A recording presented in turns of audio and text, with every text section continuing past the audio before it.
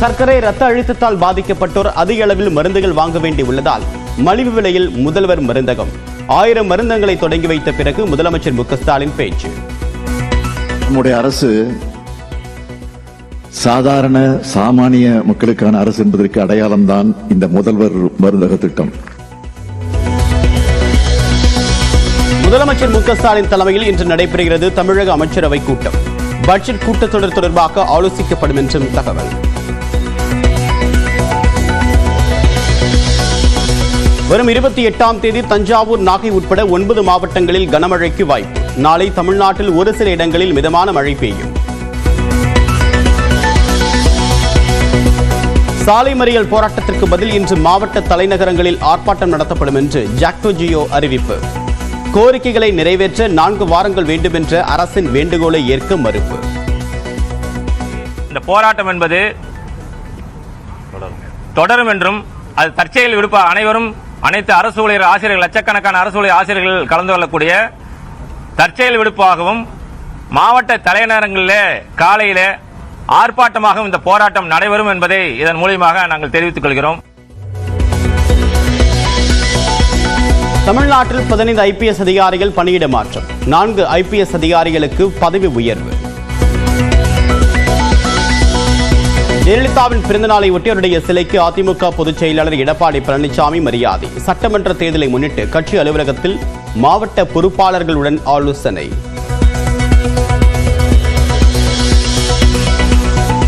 ஜெயலலிதாவின் பிறந்தநாளை மகிழ்ச்சியாக கொண்டாட உள்ளூரில் பல நிகழ்ச்சிகளுக்கு ஏற்பாடு. நினைவு நாளாக இருந்தால் சென்னை சென்றிருப்போம் என்றும் முன்னாள் அமைச்சர் செங்கோட்டையன் விளக்கம். சென்னை போயஸ் கார்டனில் ஜெயலலிதாவின் வேதா இல்லத்திற்கு சென்ற நடிகர் ரஜினிகாந்த். ஜெயலலிதாவின் உருவப்படத்திற்கு மரியாதை. அவங்க இங்கே இல்லைன்னு சொன்ன கூட அவங்க நினைவு எப்பவுமே எல்லார் மனதிலையும் இங்கே இருக்கும். இங்கே வந்து அவங்க வாழ்ந்த வீட்டில் ஒரு அஞ்சலி செலுத்தி அவங்களோட இனிப்பான ஒரு சுவையான நினைவுகளோடு போயிட்டுருக்கேன். விஜயலட்சுமி புகார் தொடர்பாக நாம் தமிழர் கட்சியின் தலைமை ஒருங்கிணைப்பாளர் சீமானுக்கு வளசரவாக்கம் காவலர்கள் சம்மன். வரக்கூடிய 27ஆம் தேதி காலை 10 மணிக்கு நேரில் ஆஜராகுமாறு உத்தரவு. ஈஷா யோகா மைய சிவராத்திரி விழாவிற்கு தடையில்லை. எதிர்ப்பு தெரிவித்த மனுவை தள்ளுபடி செய்தது சென்னை உயர்நீதிமன்றம். கரூரில் 10ஆம் வகுப்பு மாணவியின் கழுத்தை அறுத்த 17 வயது சிறுவன். கிண்டல் செய்ததால் தாக்கியதாக காவல்துறையிடம் வாக்குமூலம். புதுக்கோட்டை ஜகபர் கொலை வழக்கில் கைதான ராசு ராமையாவின் கிரஷருக்கு சீல். 490 டாரஸ் லாரிகளில் பதுக்கி வைக்கப்பட்டிருந்த குவாரி கற்களும் பறிமுதல். உதகையில் குடியிருப்பு பகுதியில் நுழைந்து நாயை வேட்டையாடிய சிறுத்தை. சிசிடிவியில் பதிவான பதவதைக்கு வைக்கும் காட்சி.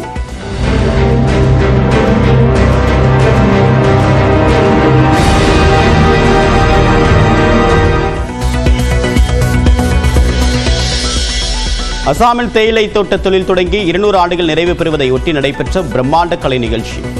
9000 பேர் பங்கேற்ற நடன நிகழ்ச்சியை மேளமடித்து தொடங்கி வைத்தார் பிரதமர் நரேந்திர மோடி.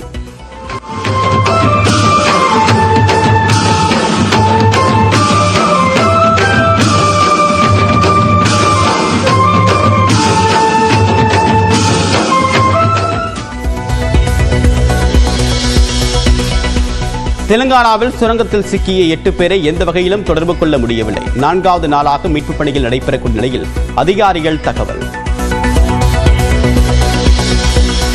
சாம்பியன்ஸ் டிராபி தொடரில் வங்கதேசத்தை வீழ்த்தி அரையிறுதிக்கு முன்னேறியது நியூசிலாந்து. போட்டியை நடத்தக்கூடிய பாகிஸ்தானின் வாய்ப்பும் பறிபோனது. மகளிர் பிரீமியர் லீக் தொடரில் முதல் முறையாக நடைபெற்ற சூப்பர் ஓவர். விறுவிறுப்பான போட்டியில் பெங்களூருவை வீழ்த்தியது ஊபி வாரியர்ஸ். உக்ரைனிலிருந்து ரஷ்ய படைகளை திரும்பப் பெற வலியுறுத்தி ஐநாவில் தீர்மானம் நிறைவேற்றப்படும். ரஷ்யாவிற்கு ஆதரவாக வாக்களித்த அமெரிக்கா.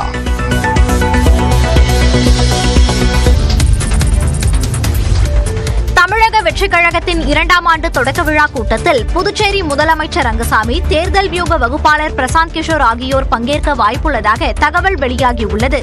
தமிழக வெற்றிக் கழகம் என்ற அரசியல் கட்சி தொடங்கியுள்ள விஜய் 2026 சட்டமன்ற தேர்தலில் வெற்றி பெறும் முனைப்பில் மும்முரமாக பணியாற்றி வருகிறார். அதன் ஒரு பகுதியாக 95 கட்சி மாவட்ட செயலாளர்களை நியமித்த அவர் தமிழ்நாடு முழுவதும் சுற்றுப்பயணம் மேற்கொள்ள இருப்பதாக தகவல் வெளியாகியுள்ளது. இந்நிலையில் தாவேகவின் 2ஆம் ஆண்டு தொடக்க விழா கூட்டம் வரும் புதன்கிழமை மாமல்லபுரத்தில் நடைபெற உள்ளது. இதற்காக பங்கேற்பாளர்களுக்கு அழைப்பிதழ் வழங்கும் பணிகள் நடைபெற்று வருகின்றன. மேலும் விழாவை சிறப்பாக நடத்த 18 பேர் கொண்ட ஒருங்கிணைப்பு குழுவையும் கட்சி தலைமை நியமித்துள்ளது. இதனிடையே விஜயுடன் தொடக்கம் முதலே நட்பு பாராட்டி வரும் புதுச்சேரி முதலமைச்சர் ரங்கசாமிக்கு அழைப்பு விடுக்கப்பட்டுள்ளதாக தகவல் வெளியாகியுள்ளது. அண்மையில் சென்னை நீலாங்கரையில் உள்ள இல்லத்தில் விஜயை சந்தித்து ஆலோசனை நடத்திய தேர்தல் வியூக வகுப்பாளர் பிரசாந்த் கிஷோரும் இந்த நிகழ்ச்சியில் பங்கேற்க வாய்ப்புள்ளதாக தகவல் வெளியாகியுள்ளது. தமிழ்நாடு பட்ஜெட் மார்ச் 14ஆம் தேதி தாக்கல் செய்யப்பட உள்ள நிலையில் சென்னை தலைமைச் செயலகத்தில் முதலமைச்சர் மு க ஸ்டாலின் தலைமையில் அமைச்சரவைக் கூட்டம் இன்று நடைபெறுகிறது. தமிழ்நாடு அரசின் 2025-26ஆம் ஆண்டுக்கான பொது மற்றும் வேளாண் நிதிநிலை அறிக்கைகள் மார்ச் 14 மற்றும் 15ஆம் தேதிகளில் தாக்கல் செய்யப்படுகின்றன. இதனை ஒட்டி பொது மற்றும் வேளாண் பட்ஜெட் தயாரிப்பு பணிகள் வேகமாக நடைபெற்று வருகின்றன. இந்நிலையில் சென்னை தலைமைச் செயலகத்தில் முதலமைச்சர் மு க ஸ்டாலின் தலைமையில் இன்று அமைச்சரவைக் கூட்டம் நடைபெறவுள்ளது.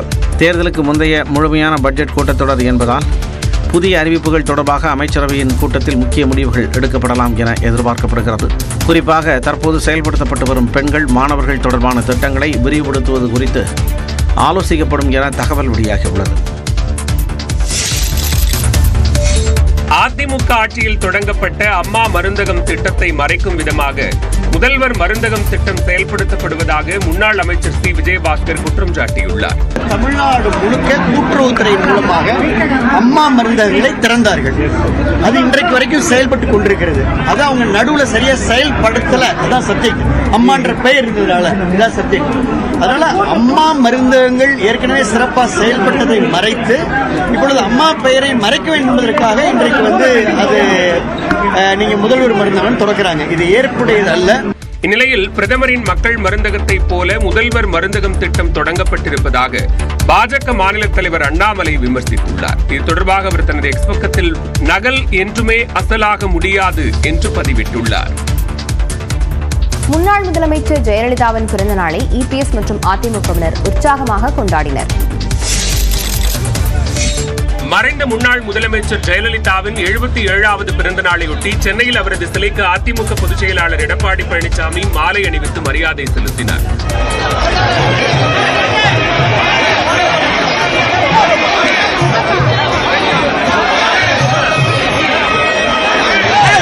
தொடர்ந்து ஜெயலலிதாவின் 77வது பிறந்த நாளை குறிப்பிடும் விதமாக 77 கிலோ கேக் வெட்டி கட்சி நிர்வாகிகளுக்கு எடப்பாடி பழனிசாமி வழங்கினார்.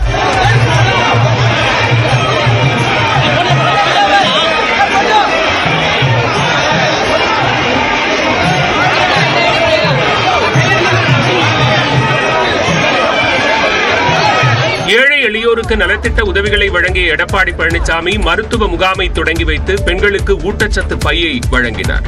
தொடர்ந்து அதிமுக சார்பில் இளம் தலைமுறை விளையாட்டு வீரர்கள் அணிக்கான லட்சணையை எடப்பாடி பழனிசாமி வெளியிட்டார். அப்போது கட்சி நிர்வாகிகள் மத்தியில் பேசிய அவர் திமுக ஆட்சியில் சிறுமி முதல் மூதாட்டிகள் வரை பாலியல் வன்கொடுமைக்கு ஆளாகி வருவதாக குற்றம் சாட்டினார்.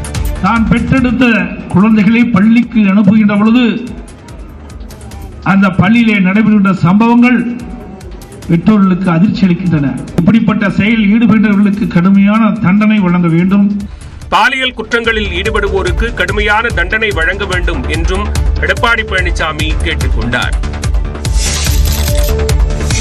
ஒற்றை தலைமை காரணமாகவே அதிமுக தொடர் தோல்விகளை சந்தித்து வருவதாக முன்னாள் முதலமைச்சர் ஓ பன்னீர்செல்வம் தெரிவித்தார். சட்டமன்ற தேர்தலாக இருந்தாலும் சரி, நாடாளுமன்ற தேர்தலாக இருந்தாலும் சரி, அத்துணை தேர்தலின் கழகம் தோல்வியைத்தான் சந்தித்தது என்பதையும் இவை எல்லாவற்றிற்கும் காரணம் ஒற்றை தலைமைதான் வேண்டும் என்று அடம்பிடித்து அதை ஏற்றுக்கொண்டவர்தான் பதில் சொல்ல வேண்டும். முன்னதாக ஜெயலலிதாவின் பிறந்த நாளை ஒட்டி சென்னை காமராஜர் சாலையில் உள்ள அவருடைய சிலைக்கு ஓ பன்னீர்செல்வம் மாலை அணிவித்து மரியாதை செலுத்தினார்.